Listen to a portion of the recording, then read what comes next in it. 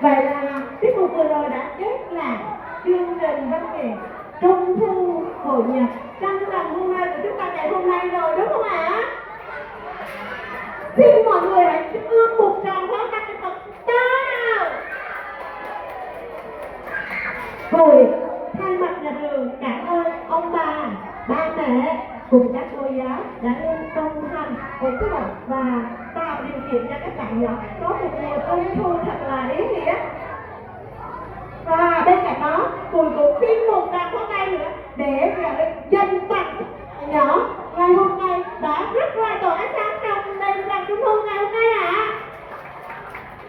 Tôi xin kính chúc mọi người có một mùa trung thu thật là vui vẻ, hạnh phúc và nhiều niềm vui.